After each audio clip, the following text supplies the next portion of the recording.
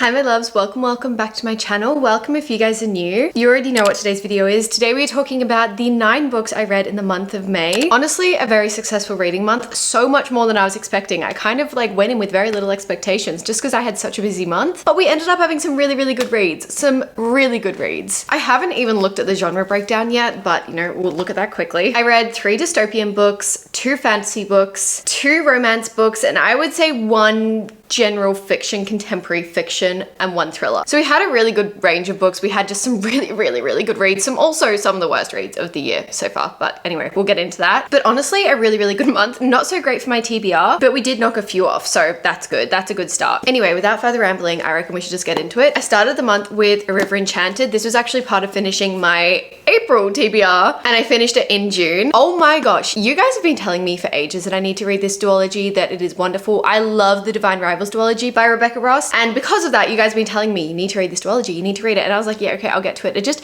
It wasn't sparking my interest for some reason. I should have trusted you from day one, because this is one of my new favorite books in the sense that it was so magical, so whimsical, and just unlike anything I'd read in such a long time. I cannot wait to continue this duology. It is absolutely beautiful. Rebecca Ross has a way of writing that it feels like a dream. It feels like this magical, mystical dream that you get a chance to be a part of, and whenever you open this book, it's just like escaping reality, which is what ultimately my aim is reading fantasy books. In A River Enchanted, we're following our main protagonist, Jack, and he has returned to his home island after being in the mainland and studying to become a teacher for a long time. He's returned to his home island that is very mystical, that there's spirits on the island, there's lots of magic on the island, because he basically has been summoned. However, when he gets there, he sees his family again, that's all really nice, and then he learns that 2 young girls have gone missing on the island. It also has a little line of romance in here as well that is very much a subplot, but it was like the perfect subplot. This has the potential to be as up there with Divine Rivals for me. Like, definitely has the potential. I cannot believe it doesn't have more hype. Honestly, this was a 4.5 star rating for me. Wasn't quite a 5 star, but like it was very close, honestly. There's not a lot I can fault about this. I will say at times it felt a little bit slow, but that's probably about it, honestly. Just the way Rebecca Ross writes is so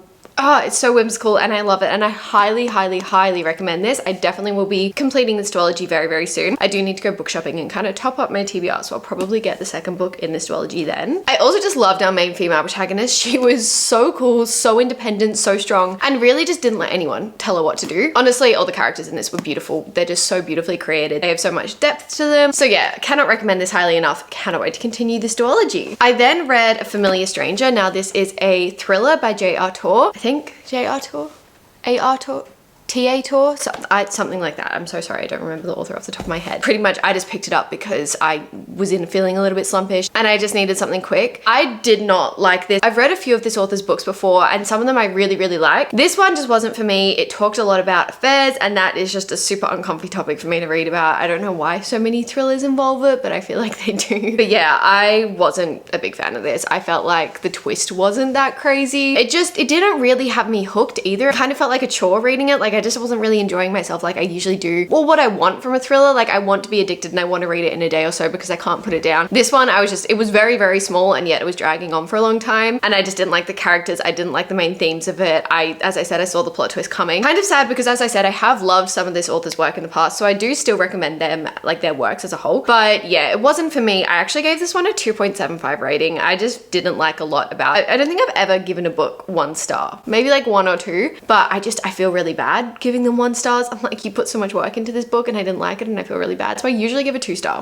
if I don't like it. I feel like that's all I can really say about it. If you want a quick thriller, this author does have some better ones. I wouldn't recommend this one though. This next book is probably my top read of the month, I want to say. It's a hard thing to say, but definitely top 10 of the year, top 5 probably of the year. This was absolutely incredible, and that is Atmosphere by Taylor Jenkins Reid. Now, I was lucky enough to receive an ARC for this. It comes out in June, so it does come out this month. I literally received the ARC a few days into May, immediately read it because Taylor Jenkins Reid is one of my favorite authors ever. I have read every single one of her books. I love every single one of her books. None of her books have been under a 4 stars for me. Like, I am obsessed with her work. I think she is such a talented author. Definitely one of my favorite books by her so far. I did not think I would say that because this is like actually a space novel. Our main protagonist is training to be a NASA pilot, I guess you would say. Like, she's training to basically go up to space. It is so accurate. Taylor Jenkins Reid says in the like preface of this that she put so much research into the workings of NASA, how you train to be an astronaut, everything like that. She put so much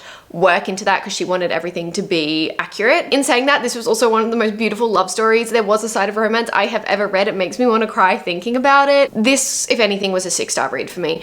I know that it might not be for some people, but I don't know why I connected to this on another level. I saw my friends in these characters. I really felt so connected to these characters. I was bawling my eyes out. I literally, like, genuinely, I was bawling my eyes out in this book for no particular reason. If you like Interstellar, you will love this book. This gives Interstellar, honestly. Really fascinating, so easy to read. I absolutely binged this. I just cannot wait for you all to read it because to me, Taylor Jenkins Reid is an absolute master. She is one of the best authors I have ever read, and if you haven't read anything by her, highly recommend it. This just gives Interstellar vibes in the best way possible, but without like the sci-fi side of things, like more realism. Even thinking about it, I literally just want to cry in the best way possible, in the best way possible, if that makes sense. But yeah, if you have had a chance to read it, if you're lucky enough to have, please let me know your thoughts because I feel like I'm the only one I know who's read this, and so it's really interesting not knowing anyone else's opinions, and honestly that probably helped shape my opinion of this. I then picked up The Rose Bargain. This was on my TBR this month, and I had just been seeing so many people say it was like a really quick, fun kind of fantasy romance read. I would say this is a romance with fantastical elements. It didn't feel very much a fantasy book. There were fantastical elements in it for sure, but it kind of felt a little bit, it was definitely more romance driven than anything. Basically, we are set in the 1800s.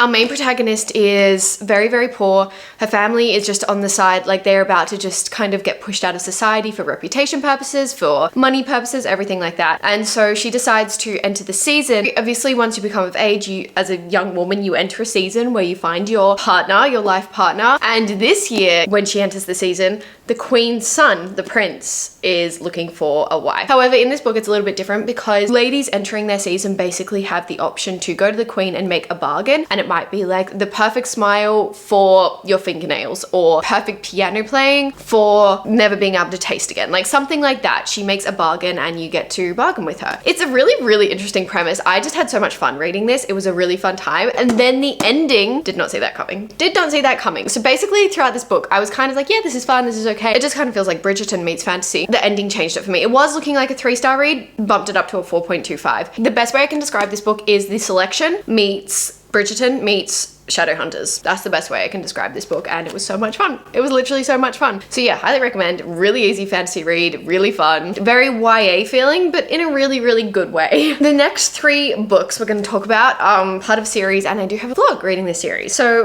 it's a reread of The Hunger Games, which is also on my TBR. I'm not going to talk about these too much, obviously, because like we've all read The Hunger Games. I hope you've read The Hunger Games, highly recommend it. But the first one, I'm just going to give this a 5-star rating as a whole. These are just like so emotionally significant to me that it kind of feels weird rating them, if you know what I mean. So we're just going to give the series a 5-star. Hunger Games 1, obsessed with it. Very, very similar to the films, which I thought was pretty amazing considering it was the first film made in the franchise. Love Katniss. Can I just say Peter has so much more of a personality in the books than in the movies, even though I love Josh as an actor. He's amazing. He has so much more, like I feel like he's just got so much more screen time in the books than in the movies, and I love that personally. I think he is a great character. Team Peter forever. Sorry. Amazing. Loved it. Catching Fire. Catching Fire was a whole new world of pain after reading Sunrise on the Reaping. We got so much of Hamish's story that I just completely did not realize. I forgot how much of an insight we got to him as a character in this book. Reading it, all I could think was like, do you reckon Suzanne Collins knew all the little nitty-gritty details she had planned for Hamish when she was writing this?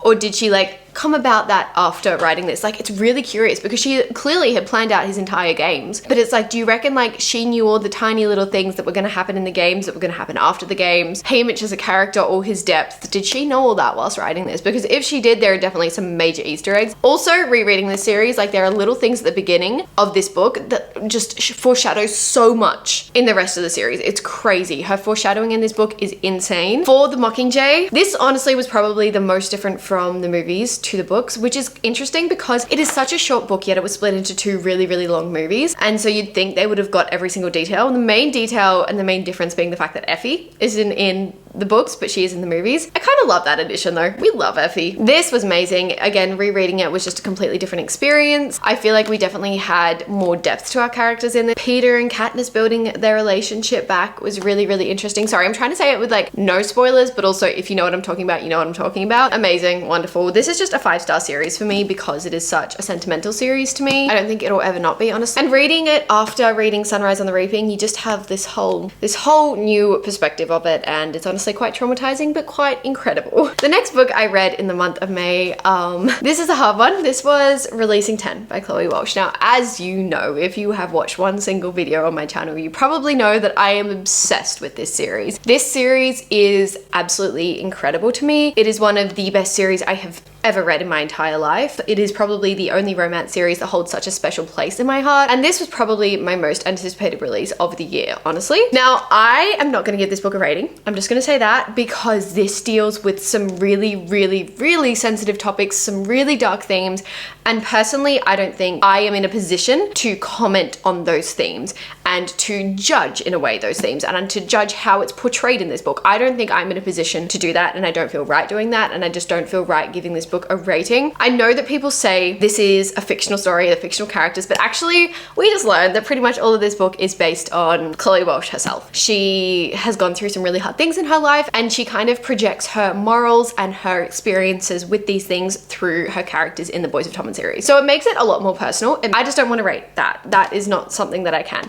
In saying that, it's a 6-star series for me. The series as a whole is a 6-star series. I love every bit of it. I know this started quite a lot of controversy. I haven't even said, by the way, this is the 6th book in the Boys of Tommen series. It's Huey and Liz's story. We've been anticipating it for a while, and honestly, it was everything I could ever have asked for. I feel like we got such an incredible look into Lizzie and Hugh's life, especially Lizzie. She is such a complicated character. She was honestly portrayed in the best way possible. I feel like I understand her mind now. And I was somebody who, in Taming 7, did not like Lizzie. I was like, you've got a hell of a lot of redeeming yourself to come back from this. She did. She redeemed herself, honestly. It was also great having like our little cameos of the other characters. This is very much a Saving 6. So all of these books, they're not in a progressive timeline. They're kind of scattered through different timelines, but you can put it together and then you start seeing like cameos of your favorite characters, everything like that. Huey is definitely one of my favorite Boys of Tommen series characters now. I really don't think, I was about to do that filter on TikTok where you can like rate your characters. I actually don't think I can rate my characters anymore. I truly don't